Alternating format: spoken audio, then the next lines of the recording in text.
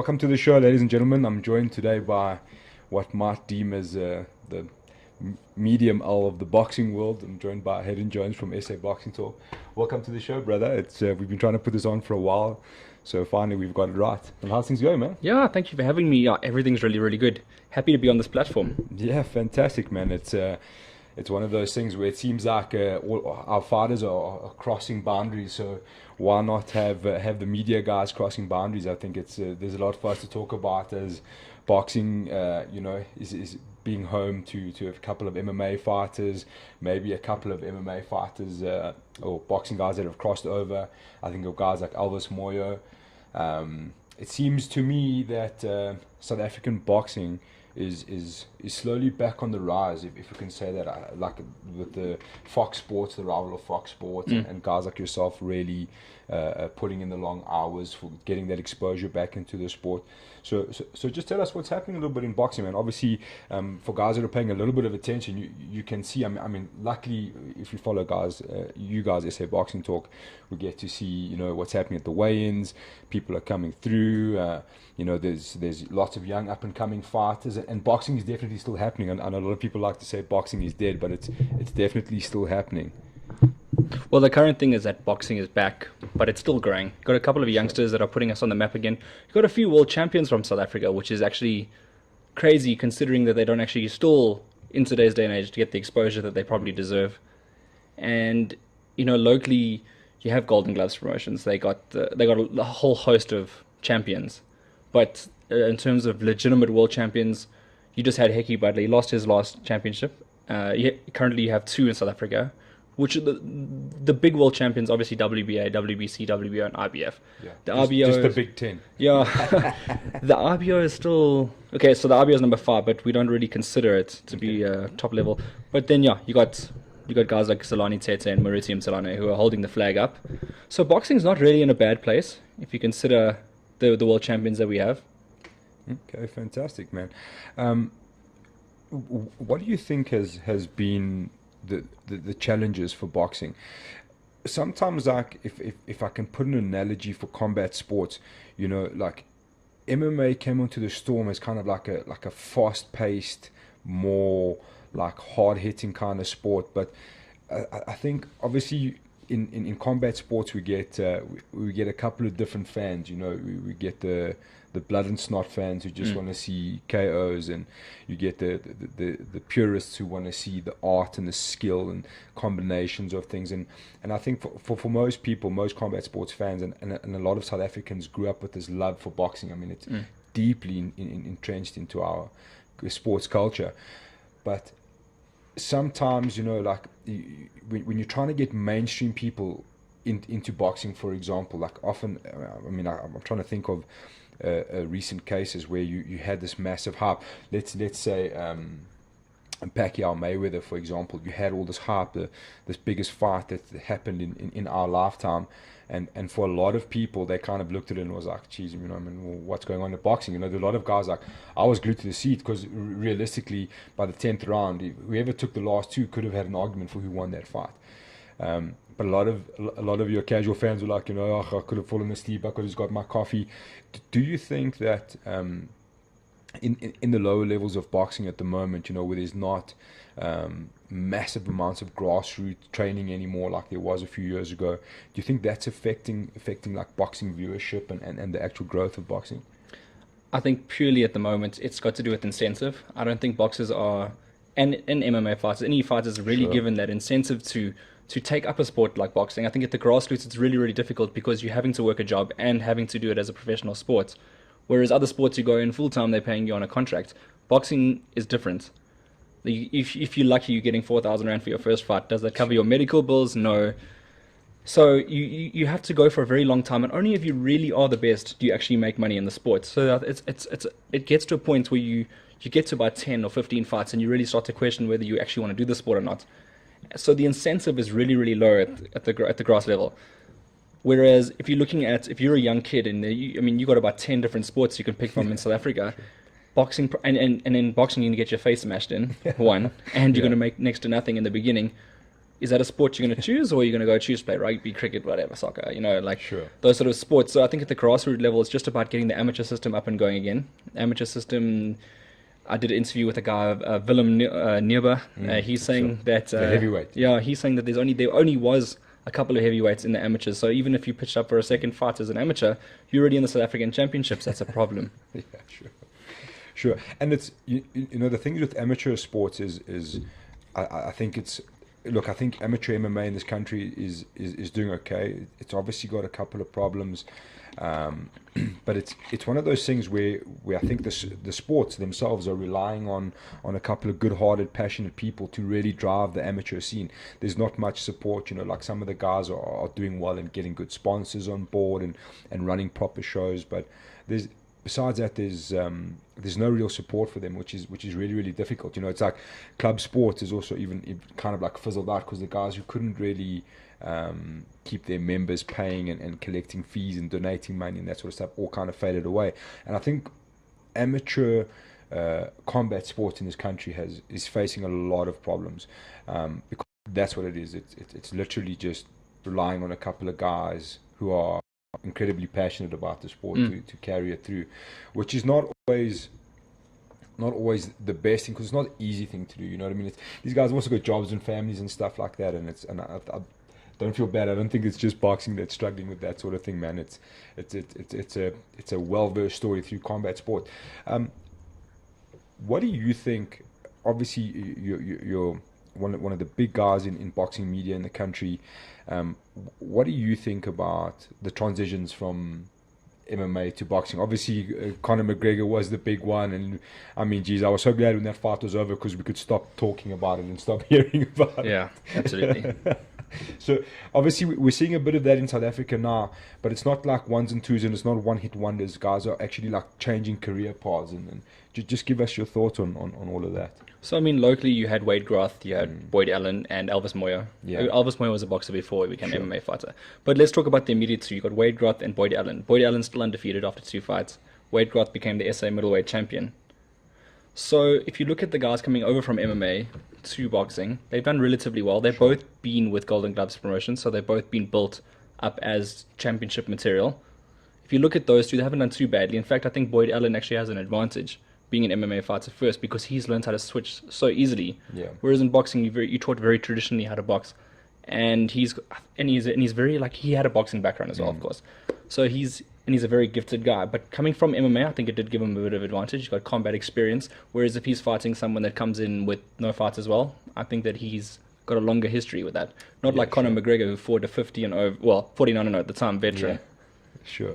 Sure. So I guess you would say like Boyd's been under the lights. He's been in title fights. He's fought international fighters, so he's got that on his side.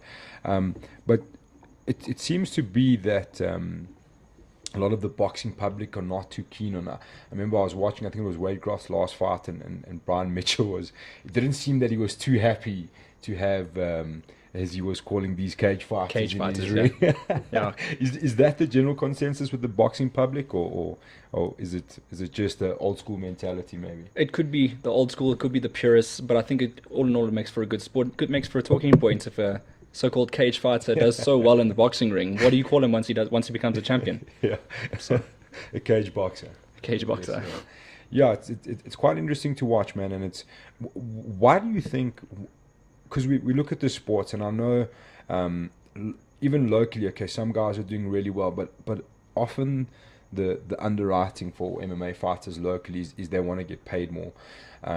Obviously, what these guys are doing, if you spend a bit of time with any of these guys, I mean, you see what their camps are like, what they're doing, what they're eating, how they're training. It's a process, man. And then to go in and fight hand to hand with another human being who's trying to inflict damage on you, it's a serious sport, man. Combat sports is no joke, and these guys obviously want to get paid. They want to make it worth their while. So, do you think there's more money or more incentive in boxing for guys to cross over from MMA? I definitely think there's more money in boxing than there is in MMA. I mean, if you look at worldwide, if you look at the pay-per-views on MMA and you look at them in boxing, and you look at how much money Mayweather's making as opposed to how much McGregor was making, you definitely know that there is more money in boxing. At the grassroots, I don't know how much the MMA guys are making at the bottom, but I know that the boxing guys aren't making. But the incentive is if you do get to the top of the pile, you can make a whole bunch of more money in boxing. Okay, so let's take for example, like in my mind at the moment, the most iconic boxing star I can think of is let's say Kevin Lerena. I think because where he's at in his career, he seems to be one of those guys who's getting better and better and better. I've been watching him for some time, and he seems to be growing really well. So would you say he's kind of a guy who's really laying down the foundation as in terms of incentive to say, look, if you get to this point, you're going to make good money? I think he's the best example of a boxer, South African boxer based in South Africa. I think you've got other guys outside the country. Two I'll mention is Chris Van Heerden. Yeah. He's done an amazing job with his social media. And two is DJ Kriel, who's recently gone over to America and made a name for himself as well on social media. So if you're looking at how to market yourself, look at those three guys. Yeah. They've sort of made it in terms of sponsors, and just basically their pay will be much higher than the rest of the guys. Do you think for boxing in South Africa to really make it in the big time, you have to go overseas? No, not necessarily. I think that you can always train from here and then make the trips overseas. I think that a lot of people get this misconception because their managers aren't doing a good enough job and they can't get the connections that they necessarily need to get. I think that going overseas, of course, gets you that exposure, but not necessarily the opportunities. Yeah, 100%. And it seemed, I remember speaking to a very well-known boxing trainer who knew Chris Van Heerden quite well, and at the time he said to Chris, he's like, look, there's nothing really left for you here. The next step of your evolution is to go overseas and try to pursue a bigger career. And I mean, like, obviously Chris has been inactive for a little while, but it seems he's getting things done. He's under some big management there overseas in the States, and if you listen to podcasts with like The Fighter and the Kid, they often talk about him.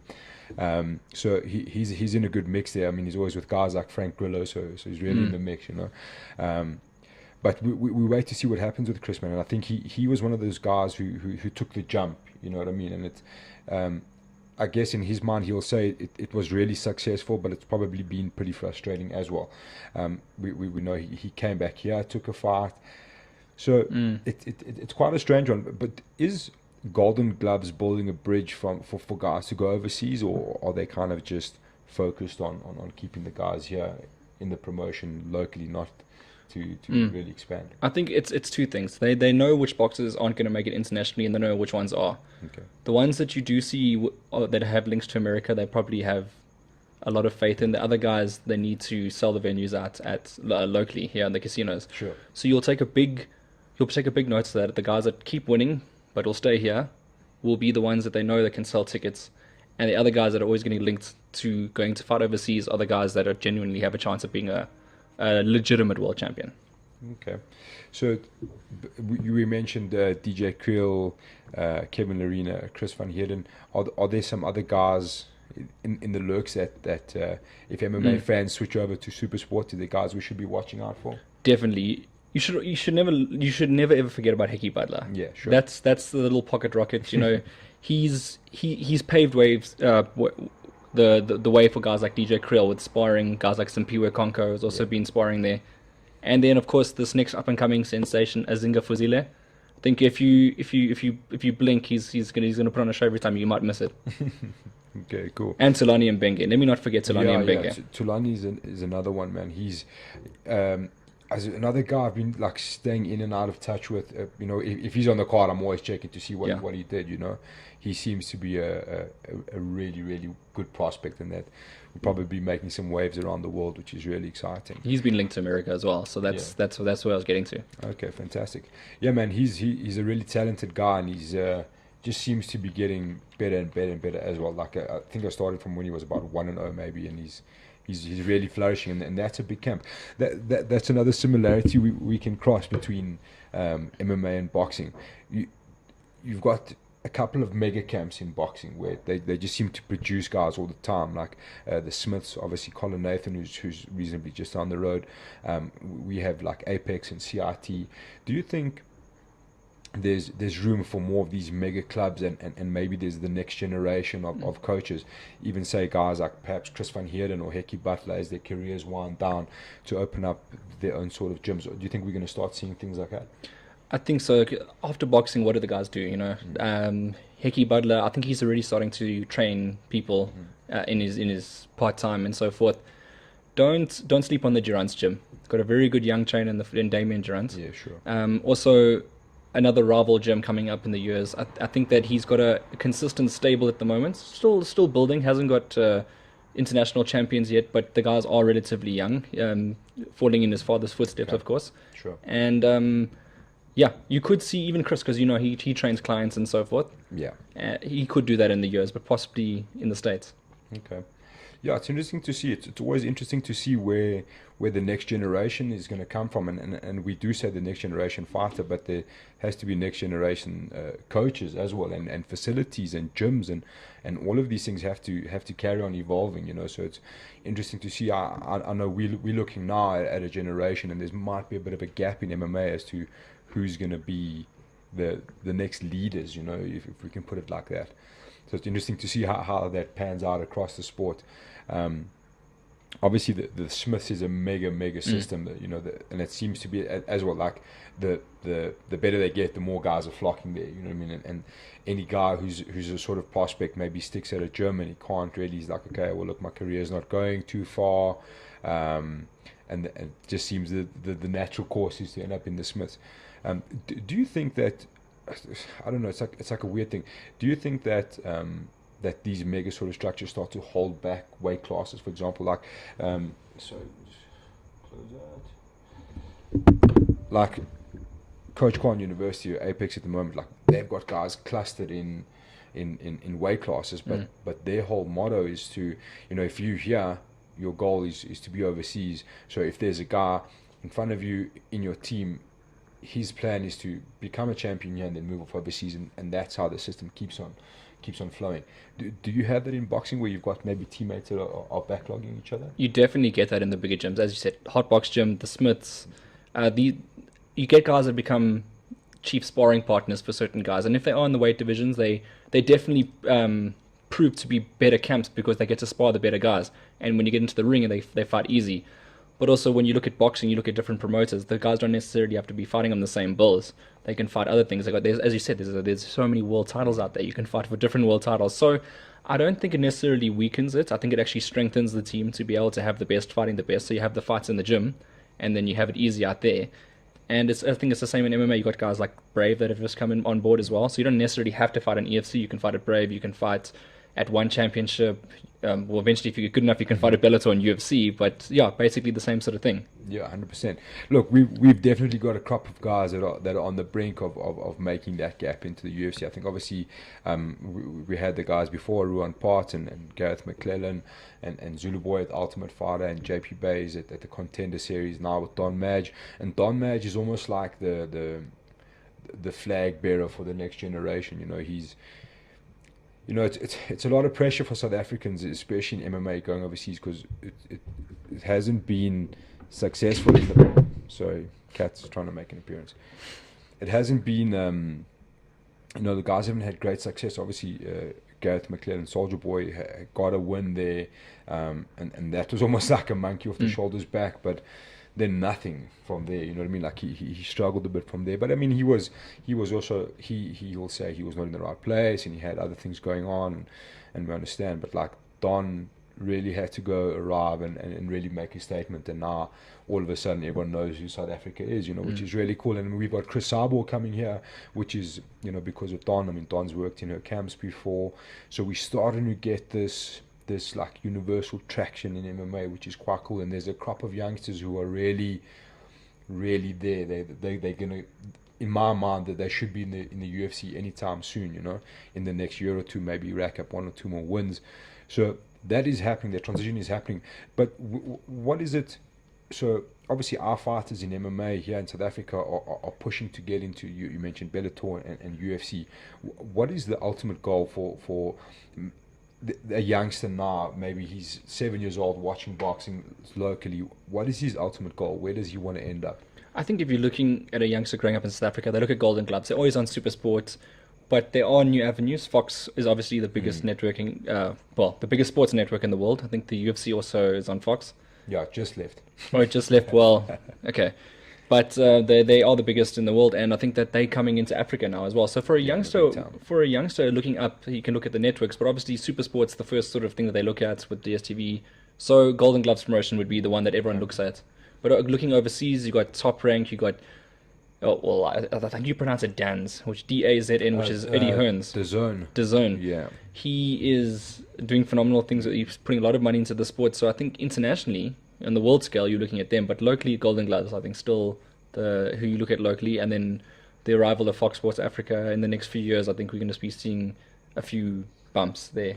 Okay, yeah, I've seen Fox Sports. Obviously, again, it's through yourself. You know, SA Boxing Talk is so awesome for someone like myself I enjoy watching boxing, but you know, like, you don't always have the time to stay up to date with every single detail, and you guys do such a great job of covering all of that, you know what I mean, and we can Thanks. see what's happening and really go into detail, you know what I mean, who the people are, how the weigh-ins went, you know, obviously you guys do post-event and pre-event sort of things, which really helps, and I think it really wasn't happening in boxing before. There was no one really doing that, you know what I mean. So was that your avenue? So okay, well look, you've obviously got a big passion for the sport, Yeah. and you just decided, well look, you know, no one's really telling the story of what's going on. Well, that's the thing, is the story sells everything. You know, in a fight, you watch a pre-fight interview between two. It's actually better when you get both sides. So you got the opponents and the opponents, and you get to pick a side from a neutral point of view. If you're not a boxing fan and you're watching those interviews, you automatically say, I like that guy, or I like that person. You know, like it gives them a reason to watch. And whereas you got two random guys in a ring, it doesn't, and it's a boring fight on top of that. So it doesn't really do much for you. If you got a big story behind it, and it's a boring fight, you can still sell it. Sure. AKA Pacquiao Mayweather fight, you know. So yeah, a lot of people will talk about that fight as the one, but for example, the story is the big point behind it. Yeah, 100%, man. And I think it's like, even for the fighters themselves, you know, and bless fighters, because sometimes they don't really understand the situation in front of them. You know, they don't get to practice these sort of things enough. But it's such a great opportunity for a fighter to really express themselves and put themselves out there to the media. You know what I mean? And look, I mean, we're not. Realistically, we're not doing ESPN numbers, you know what I mean, but it's really an opportunity for these guys to tell their story, and which is massively important, especially in the day and age we live now, where smack talking stories mean so much in combat sports, you know what I mean. That's where I actually think South African boxers lack, though. They way too respectful. They don't have that example. There's no example in South Africa. There's not one boxer that goes out there and says his piece. Everyone's just like, I wish you a good fight, and then it's back to normal again. Yeah, it's definitely dying for a character who's going to come on board and kind of take the bull by the horns and throw a few things around. You know, even like for me, I thought a guy like Elvis Moyo, because he's not. I mean, Elvis is he's respectful and quite reserved, but he says strong words. You know what I mean? And he'll really go at guys, which is quite cool. So maybe Elvis just needs a little poke on the side, you know, just to get him roughed up. Let's just mention Elvis Moyo. He's got a pretty big fight coming up. Absolutely. It's Ruan Visser. Yeah, the Giant King. Yeah, he's a hell of a human being. Yeah. He's a monstrous man. I believe 2.07 centimeters. That's 2.07 meters, yeah. 2.70 centimeters is like a figure. Oh, cheapest. I mean meters. Yeah, exactly. He's a giant. Yeah, 100%. So where can people tune in to see that fight? That'll be on Quasi Sports. Okay. So I'm not sure which decoder it is, but you can stream it online. And I think Questi, sometimes you can catch it on YouTube as well. They do stream on YouTube from time to time. They were doing that with the EFC, but that kind of fell away. But I do believe that it is there. But yeah, otherwise the decoder. Otherwise, SA Boxing Talk will let you know what's happening. You'll see post-fight interviews from that. You'll see the weigh-in from that particular event. Cool, 100%, man. I think that's it, really. That's most of the question I want to know, just so people know that you exist and we kind of exist, and we're out here trying to just get the story across and told, and the sports that we love, you know, like, to all the boxing people that are hating on the MMA fighters, just calm down. It's going to be okay, and vice versa. Everyone just calm down. Like, there's enough to go around for everybody.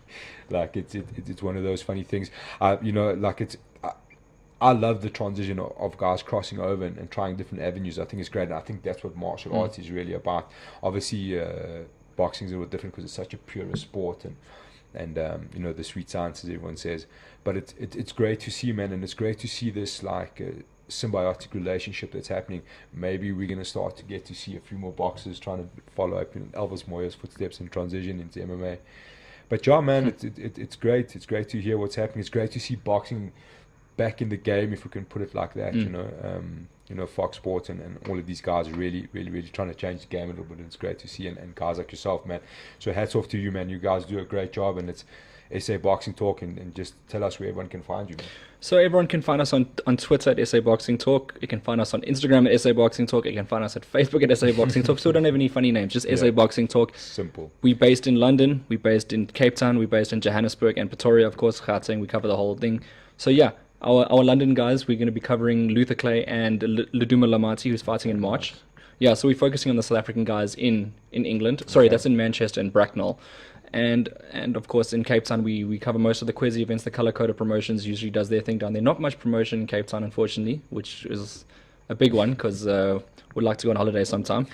And of course Johannesburg and Pretoria is probably the bigger ones. Sure. Johannesburg in particular. And you got myself, and you got the writer Cohen, and of course our brand ambassador Ricky Shabalala, who's undefeated middleweight. He's with us as well here in Gauteng. Got Roy's in the UK. He's doing a good job there. And Adib, who's crafting in Cape Town. So when I want to come on holiday, I can always join up there. Okay, fantastic, man. And also YouTube. I don't think you mentioned YouTube. Oh, that's the biggest Massively platform. Important. That's that it's almost a foregone conclusion for me, because that's the platform that we actually. So I've almost forgot about that. Of course, subscribe to us on YouTube. It's our biggest platform, and of course where you can catch all the interviews, all the fight build-ups, and particularly after the fights. If you want to see what the fighter is going through and what he's feeling, check that out. 100%, man. Check that out. SA Boxing Talk. Thanks very much for your time, brother, and I'm sure we'll chat to you again soon. As soon as there's a bit of action happening in our respective worlds, we'll catch up again and see what's happening. And thanks very much for your time, and thanks for tuning in, everybody. Thank you very much for having me on the Big L podcast. Only a pleasure, man. Anytime. Thank you. We're out. Ciao.